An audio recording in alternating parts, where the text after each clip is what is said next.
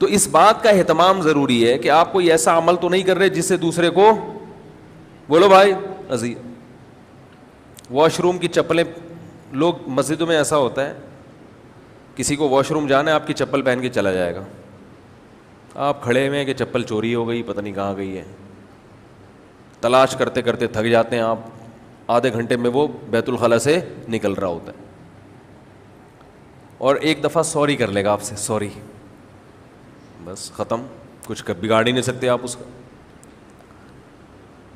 اگر آپ کو کوئی ایمرجنسی ہے, آپ جا رہے ہیں, یہ باتیں تو یہ چھوٹی چھوٹی ہیں, لیکن جس میں یہ چھوٹی چھوٹی چیزوں کا خیال نہیں کرتا, بڑے بڑے جرائم بھی اسی سے ہوتے ہیں. سمجھ رہے ہیں کہ نہیں سمجھ رہے؟ اور جو ان چھوٹی چیزوں کی رعایت کرتا ہے, بڑی چیزوں میں بھی وہی کلیئر ہوتا ہے, وہی صاف ہوتا ہے. ارے بابا بھائی, جو کسی کی جگہ پہ بغیر اجازت نہیں بیٹھ رہا, تو کسی کے پلاٹ پہ بغیر اجازت آ کے بیٹھے گا؟ اس کو اس میں اللہ کا خوف آ رہا ہے کہ یہ بندہ اٹھ کے گیا ہے, اس کی جگہ ہے, میں یہاں آ کے نہ بیٹھوں, کل قیامت کے دن مجھے اس کا جواب دینا ہے, تو وہ کسی کے پلاٹ پہ جا کے بیٹھ جائے, اس میں تو اور ڈرے گا نا اللہ سے. میں سمجھا پا رہا ہوں نا اپنی بات؟ الحمدللہ زبردست سمجھ رہے ہیں آپ لوگ. وہ لوگ مجھے کہتے ہیں کوئی بیوقوف تھوڑی ہے, یا آپ بار بار پوچھتے ہو, تو میں اس لیے تھوڑی حوصلہ افزائی کر رہا ہوں. وہ تقیہ کلام بن چکا ہے, چھوڑنے کی کوشش میں لگا ہوا ہوں. تو یہ جو چھوٹی چھوٹی چیزوں کی, ہاں لیٹرین میں چلے جاتے ہیں چپل پہن کے, اور جب واپس آتے ہیں وہ چپلیں گیلی ہوتی ہیں.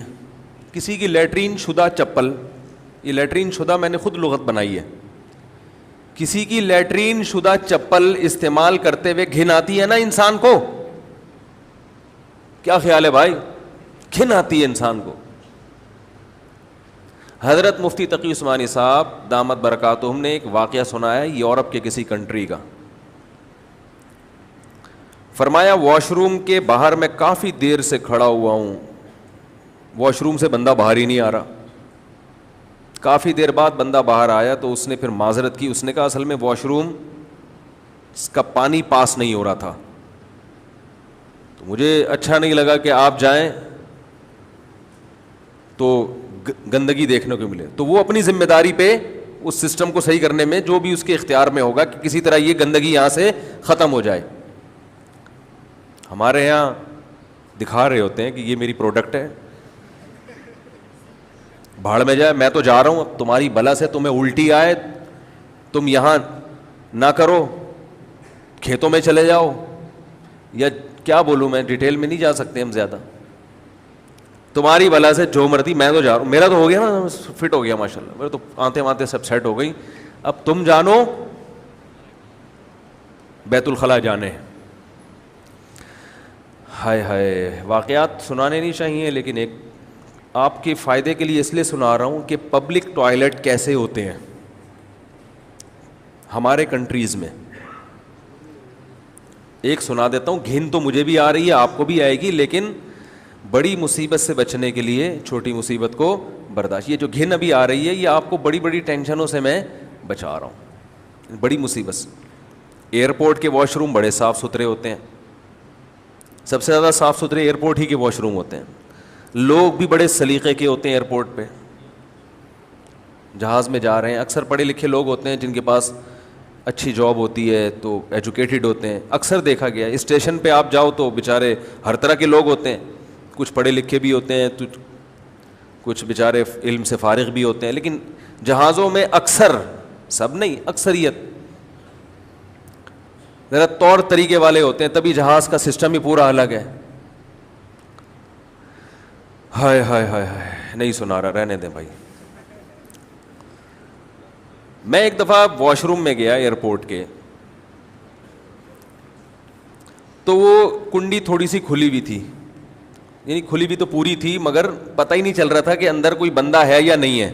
اب ہم کھڑے ہوئے ویٹ کر رہے ہیں, جب میں نے کہا شاید کوئی نہیں ہے, تو ہلکا سا یوں کر کے دیکھو, تو ایک 12-13 سال کا بچہ کھڑے ہو کر پیشاب کر رہا ہے. کوئی اتنا بڑا مسئلہ نہیں ہے, بہت سے لوگ کھڑے ہو کر کرتے ہیں پیشاب, جو نہیں کرنا چاہیے, لیکن کموڈ ہو تو پھر تو کھڑے ہو کر سمجھ میں آتا ہے.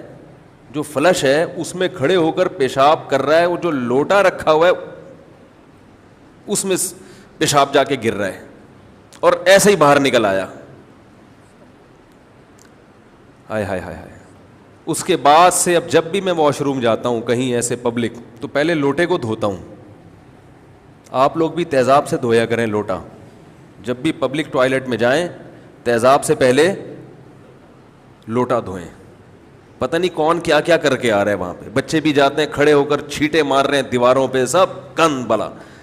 ماں باپ نے سکھایا نہیں. سب سے پہلی تعلیم والدین کو بچے کو ٹوائلٹ کے استعمال کی دینی چاہیے. طہارت تو یہاں سے شروع ہوتی ہے نا. طہارت کہاں سے شروع ہوتی ہے؟ سب سے پہلے قضائے حاجت کا طریقہ, استنجا کیسے کرنا ہے. نبی صلی اللہ علیہ وسلم نے صحابہ کو یہ بھی سکھایا ہے. اعتراض کیا کرتے تھے کہ تمہارے نبی تمہیں یہ بھی سکھا رہے ہیں. تو پتہ چلا بھائی یہ بھی سیکھنے کی چیز ہے. اگر بچپن میں بچے کو نہیں سکھائیں گے وہ گندگی پھیلائے گا وہ ہر جگہ. رسول اللہ صلی اللہ علیہ وسلم نے ارشاد فرمایا اذا استيقظ احدكم من منامه فلا يغمسن يده في الاناء حتى يغسلها ثلاثا. یہ آداب سکھائے جا رہے ہیں. فرمایا جب صبح بیدار ہو, اس زمانے میں نلکے نہیں ہوتے تھے, بالٹی میں ہاتھ ڈال کے پانی نکالنا پڑتا تھا. فرمایا ہرگز ہرگز ہرگز بالٹی میں ہاتھ مت ڈالو. حالانکہ صبح ہم اٹھے ہیں تو ہمیں کوئی ہاتھ پہ گندگی نظر نہیں آ رہی, لیکن بھائی ممکن ہے کہ رات فَإِنَّهُ لَا يَدْرِي أَيْنَ بَاتَتْ يَدُهُ. فرمایا اس کو پتہ نہیں اس کے ہاتھ نے رات کہاں گزاری ہے. ہو سکتا ہے ہاتھ شرمگاہ پہ لگ گیا ہو سکتا ہے کوئی گندگی آ گئی ہے اس پہ. فرمایا پہلے 3 دفعہ اس کو الگ سے دھو, کسی مگے کے ذریعے یا کسی اور طریقے سے. کچھ بھی نہیں ہو تو پھر علماء کہتے ہیں تھوڑا سا چلو بھر پانی لے کے اچھی طرح ہاتھ دھو لے, مجبوری ہے. 3 دفعہ آپ نے فرمایا ہاتھوں کو اچھی طرح دھو گے, اس کے بعد ہاتھ اس لائق ہوتا ہے کہ اس کو بالٹی میں ڈالا جائے. یہ رسول اللہ صلی اللہ علیہ وسلم مسلمانوں کو کیا سکھا رہے ہیں؟ بولو بھائی, صفائی, طہارت, کہ پانی کو تو گندا مت کرو.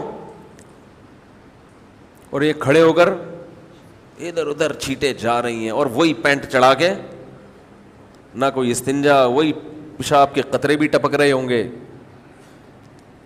اور بچہ بھی پڑھا لکھا لگ رہا تھا, ڈریس سے لگ جاتا ہے نا کہ تھوڑا سا بھائی ڈریسنگ سے بھی کچھ محسوس سا ہو جاتا ہے کہ کچھ شاید کسی اچھے اسکول میں پڑھا ہو, لیکن نہیں, تمیز نہیں. والدین اگر بچپن میں بچے کو سکھا دیں تو سوال ہی پیدا نہیں ہوتا بچہ ایسی حرکت کرے. تو بہت معذرت چاہتا ہوں اتنا گندا واقعہ میں نے سنایا, لیکن یہ بتانے کے لیے کہ جو پبلک ٹوائلٹ ہیں ان میں بہت احتیاط کیا کریں. اب لوٹے کو نہ دھوئیں جا کے, ٹھیک ہے نا, وہمی نہ بنے, لیکن یہ کہ احتیاط کیا کریں. کچھ بھروسہ نہیں ہے کیا ہو رہا ہے. یہ جو بھنگی بیچارے ایئرپورٹ کے باہر ہوتے ہیں نا, جو ہر وقت صاف کر رہے ہوتے ہیں, ان کی 1 دن کی چھٹی کر دو, 1 دن کی چھٹی کر دو, پھر دیکھو حال کیا ہوگا واش رومز کا. پھر دیکھو حال کیا ہوگا. 1 گھنٹے کی ہاں چھٹی کر کے دیکھو, پھر دیکھو حالات کیا ہوں گے. قوم میں سب کی بات نہیں بار بار بتا رہا ہوں بھائی آپ لوگ کے علاوہ, قوم میں واش روم کو استعمال کرنے کا سلیقہ نہیں ہے. بات سے بات چلنے کے لیے تو تھوڑی سی گندی باتیں اور بھی کر لیتے ہیں, کیا کریں. ہمارے حضرت تو صفائی کے بہت زیادہ خیال کیا کرتے تھے. ہمیں یاد ہے ایک طالب علم واش روم سے باہر آیا تو ہمارے حضرت کے خلیفہ تھے, نائب تھے, ان کو واش روم جانا تھا, وہ گئے تو واپس آ گئے ایک دم. انہوں نے کہا بھائی اس کو صاف تو کرو. وہ طالب علم نے کہا کہ صاف ہے, کچھ بھی نظر نہیں آ رہا. تو انہوں نے کہا یہ جو گندگی ہے نا, اب کیا بتائیں, بس اس میں اچھی طرح پانی بہا دیا کرو. خلاصہ یہ نکلا, اپنی گندگی کسی کو دکھاؤ مت. تو والدین کو چاہیے کہ خود بھی یہ چیزوں پر عمل کریں. بھائی بچوں کو سب سے پہلے کیا سکھانا ہے؟ بچوں کو کھانے کے آداب بعد میں سکھائیں, ٹھیک ہے نا.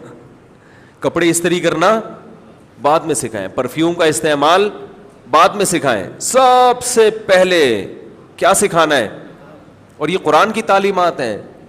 قرآن میں سب سے پہلا حکم جو نازل ہوا ہے علم کے بعد, علم تو سیکھنے کی ترغیب ہے نا, اب سیکھا کیا جائے, تو سورہ مدثر نازل ہوئی, یا ایھا المدثر قم فانذر وربک فکبر وثیابک فطہر.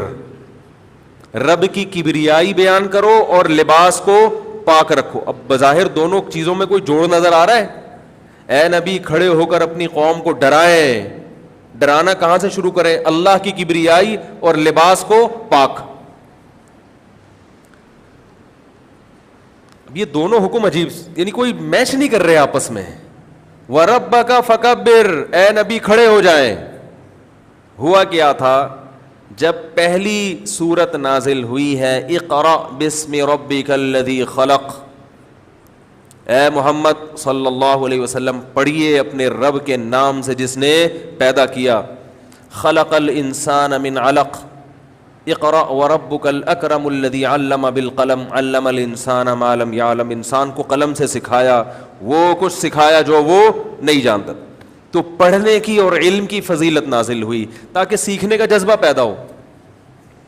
جذبہ نہیں ہوگا تو پھر کیا کپڑے پاک رکھنے کا حکم, ناپاک, یہ سب چیزوں سمجھ میں نہیں آئیں گی نا. یہ بھی تو نالج ہے نا, علم ہے بھائی. ارے بھائی نالج صرف اس کو نہیں کہتے آپ کو پانی کا فارمولہ آتا ہو. آج کل نالج اسی کو بولتے ہیں. اس کے بعد بندے کے پاس بڑی نالج ہے, اس کو پتہ ہے کہ اگلے الیکشن میں کون آئے گا, کہتے ہیں نا. تو نالج, علم کی جو فضیلت وارد ہوئی ہے اس میں سب سے پہلی چیز کیا بیان ہوئی ہے؟ نبی صلی اللہ علیہ وسلم جب یہ سورت نازل ہوئی تو آپ پریشان ہو گئے, خوفزدہ ہو گئے, کیونکہ وحی کا بوجھ تھا بہت زیادہ, اللہ کا کلام تھا. گھر آئے, اپنی زوجہ حضرت خدیجہ رضی اللہ تعالی عنہا کو بتایا. انہوں نے فرمایا کہ کلا, یہ شیطان نہیں ہو سکتا, یہ اللہ کی طرف سے کوئی فرشتہ ہے, کیونکہ آپ غریبوں کے کام آتے ہیں, آپ کی ساری زندگی اچھی گزری ہے, اچھے لوگوں کے ساتھ شیطانی تصرفات نہیں ہوتے. آپ صلی اللہ علیہ وسلم پر خوف کی اتنی کیفیت اور آپ کو اتنی شدید سردی لگ رہی تھی. حدیث میں آتا ہے, بخاری مسلم کی احادیث ہیں, کہ انتہائی شدید, مدینہ میں بہت سخت سردی پڑتی ہے, جو حضرات سردیوں میں مدینہ رہے ان کو اندازہ ہوگا. انتہائی شدید سردی میں جب آپ پر وحی نازل ہوتی تھی تو آپ شدید پسینے سے شرابور ہو جایا کرتے تھے. اتنا بوجھ ہوتا تھا آپ صلی اللہ علیہ وسلم پر وحی کا. تو بھائی نبی صلی اللہ علیہ وسلم کو شدید سردی, آپ کی طبیعت خراب, آپ چادر اوڑھ کر لیٹ گئے, اور یہ آپ نے معمول بنایا. قرآن مجید کی آیات نازل ہوئی, یا ایھا المدثر, اے اوڑھ لپیٹ کر سونے والے,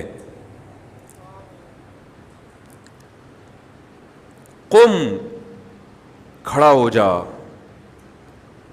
آپ کو اللہ نے آرام کے لیے پیدا نہیں کیا. قم فانذر, ڈراؤ لوگوں کو.